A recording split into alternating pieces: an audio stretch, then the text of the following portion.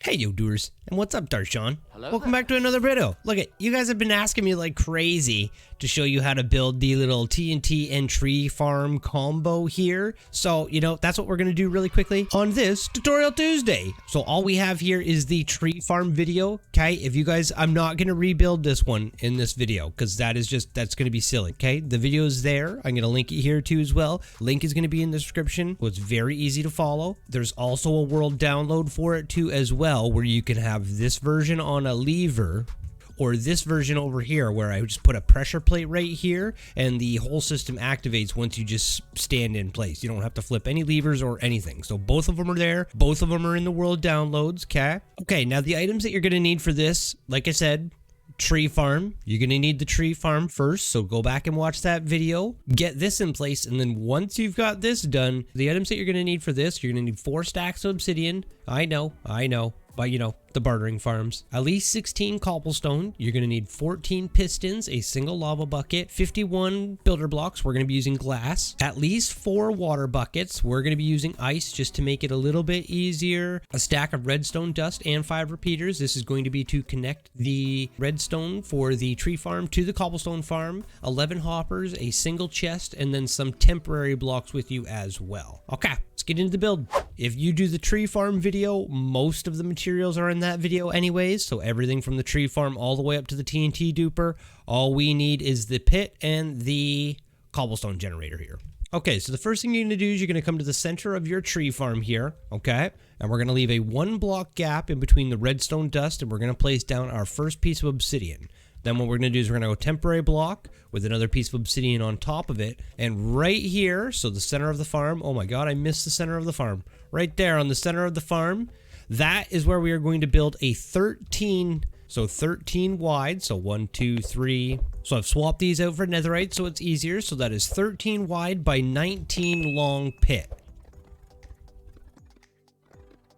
Now what you're going to do is you're just going to fill in this entire lower area here, but you're going to find the center of the 19 area, so right here, and you're going to leave a gap right in the middle. So fill in everything on both sides of you, but leave a gap right here in the middle. Why am I running so fast on these? Oh my goodness. There we go.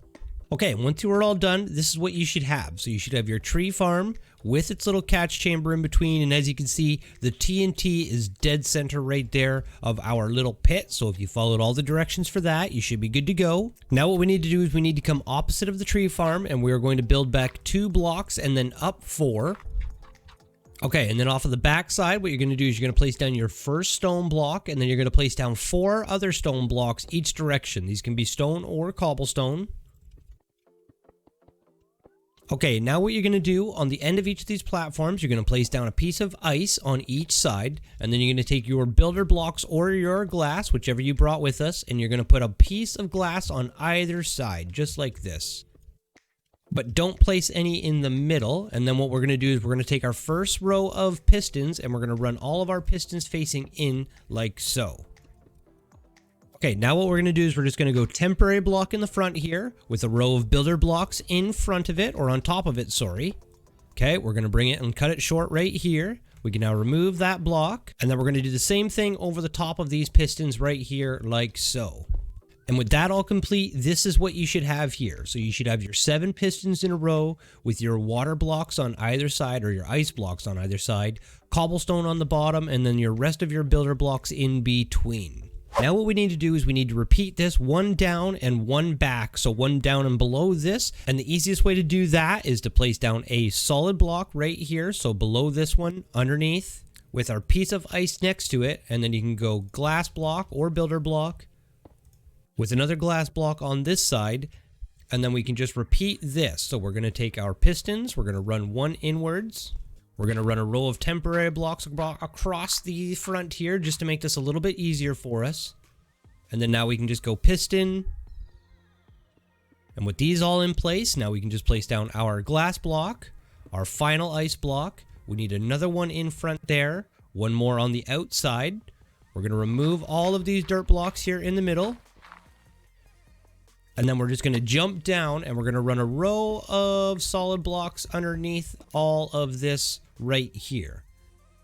Now, once you are done, this is what it should look like. Now, as you can see, we have these two little gaps right here. So what you can do is just run some more stone in between. We can do the same thing on this side because this is where the stone's going to be pushing out anyways. Now we can build ourselves back up to the top. And now we can just break our ice. Once our ice is broken, we're going to have our water in place. And now we can move on to powering this thing and getting the lava in place too. So let's take a row of glass blocks or builder blocks. We're going to run them on top of this row of pistons right here. We're going to take some redstone dust and we're going to run it on top of those. And then anywhere along this side here, we don't want to do it dead center. Anywhere along the side, you're just going to place down another solid block with some more redstone and then run it up and all the way down over top of these pistons too as well. Now, in the middle of the farm, so in the middle of your cobblestone farm here, what you're going to do is you're going to place down one block on top of that piece of redstone dust with another one on top of it. Now in front, you're going to do the same thing. You should have this little bit of a step here. And then in the front here, what we're going to do is we're going to go 2 temporary blocks with another solid block on top of it. Now we're just going to place down a temporary block here. We're going to build up 1, 2. We're going to make a little bit of an L all the way to the front here. And we're going to do the same thing on the other side. So that's temporary block. And then our little L thing. Oops, not there. We can now remove these temporary blocks on the back side. And then we even want to get one more block right here on the back. That'll stop any lava from pouring over the back. And now what we can do is we can just jump up and place our lava right there on the inside. Like that. What you should get is it should flow down over top of both of these little waterways here. We should have no issues whatsoever. As you can see, it's already generating some stone for us, which is perfect. It should go all the way out to the end except for over top of here. Okay.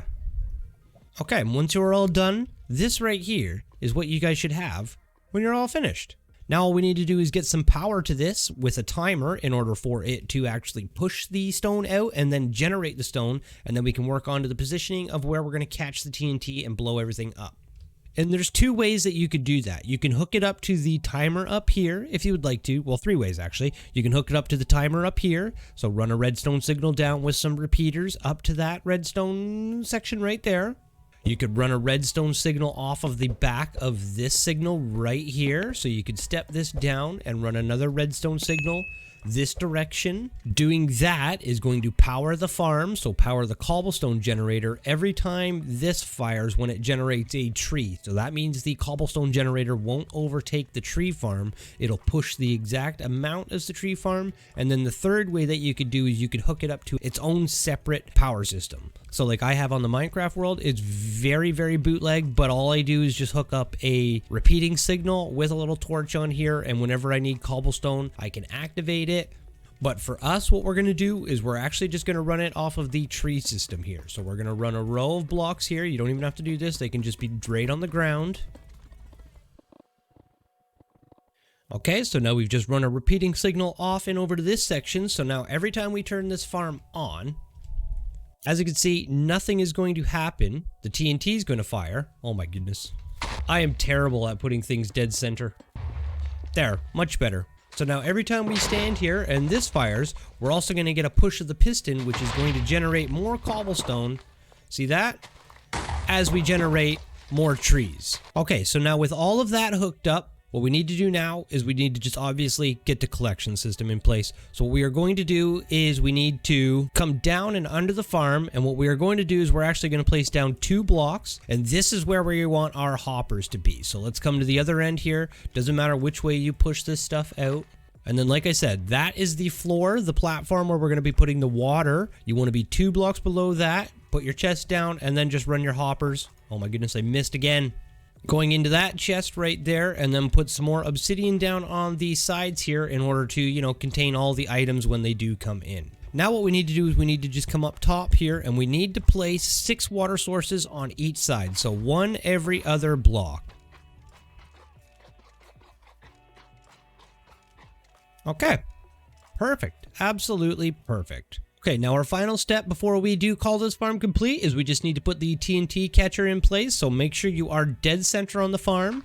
And what you're going to do is you're just going to build up 3 solid blocks like so. And you're going to put your obsidian right on top of these ones. You're going to do them in a little bit of a row. So 1, 2, and then 3 like this. You can remove all of their blocks below you.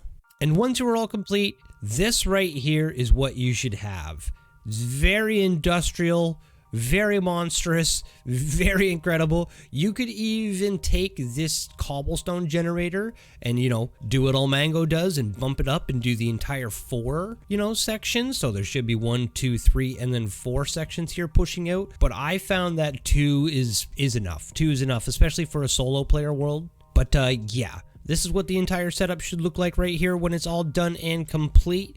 Now what we need to do is we just need to come down into the system here. So this is the lever that I use to activate this, but like I said, this one is set up to be for a pressure plate system. So when you walk in, the entire system turns on. So now we'll just step up here, we'll grab our oak saplings, and we'll just show you how this farm works.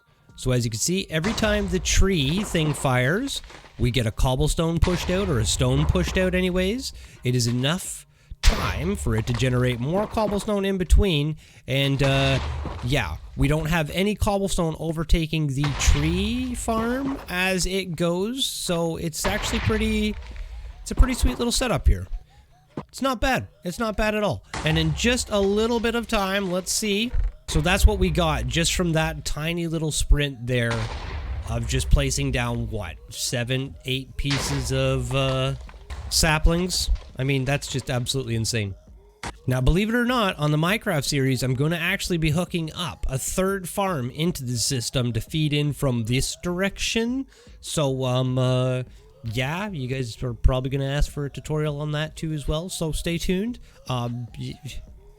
Yeah, clearly we've got something in the works over here. So, yeah. There you have it, you guys. That is the cobblestone and the tree farm combo farm put together for you guys. Like I said, I know this is a little bit of a weird one because I'm telling you to go back and watch that video, but there was no way I was going to rebuild that thing for you when the other video is absolutely perfect. So we've just linked the 2 videos together. This one's nice and short. It's just an add-on to that one. Thank you so much again for watching, you guys. Leave a like, consider subscribing, head over to my Twitter, give me a follow, shop Happy Chappy for your world downloads. Darshan, what's up? I see you in almost every video making a comment. What's up? This is the new format. We're giving a shout out every video. I love every single one of you so much. Thank you again so much for watching, and I'll see you guys on the next episode. Peace.